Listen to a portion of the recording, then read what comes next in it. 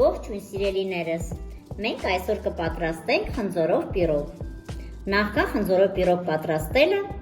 մի փոքր տեղեկություն խնձորի օգտակարության մասին։ Խնձորը հակաօքսիդանտ է և հակաքաղցկեղային, մաքրում է արյունը, ցուցված է արյան բարձր և ցածր ճնշում ունեցողներին, ինչպես նաև շաքարային դիաբետով, բրոնխիալ ասթմայով, արտրիտով և արտրոզով հիվանդներին։ Քանի որ խնձորը ճարպեր չի պարունակում, ապա խորհուրդ է տրվում ուտել նիհարել ցանկացողներին։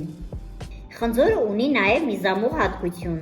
այն պետք է ուտել կեղևով, քանի որ բոլոր վիտամինները պարունակվում են կեղևում։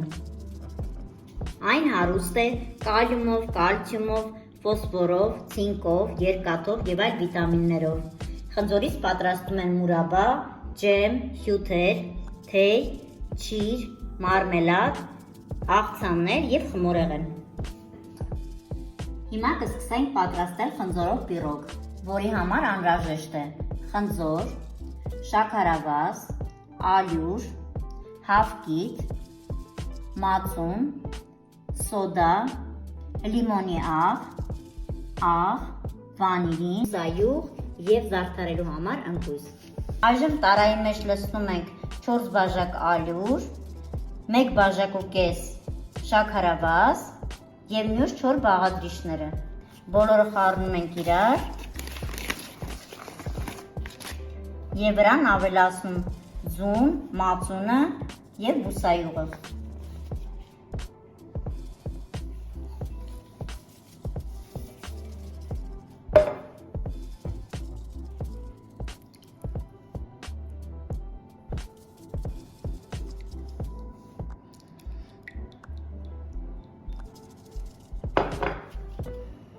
Բաղադրիչները խառնեցինք իրար, լավ հարեցինք,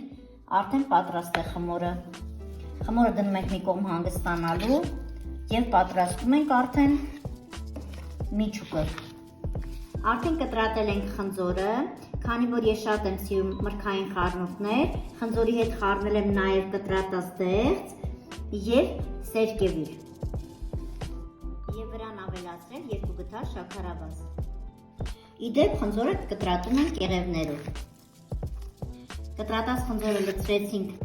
խմորի մեջ, լավ խառնեցինք, հիմա արդեն խմորը պետք է լցնենք ջեռոցի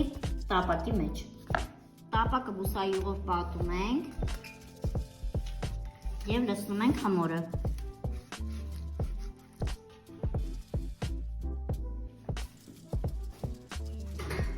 Խմորը լցնում ենք ջեռոցի տապակի մեջ և զարդարում ընկույզով։ Զարդարել վերջացնելուց հետո պիրոգը դնում ենք ջեռոցը և ֆելու 170 աստիճանի տակ, մինչև վարդագունելը։ Արդեն պատրաստ է մեր պիրոգը։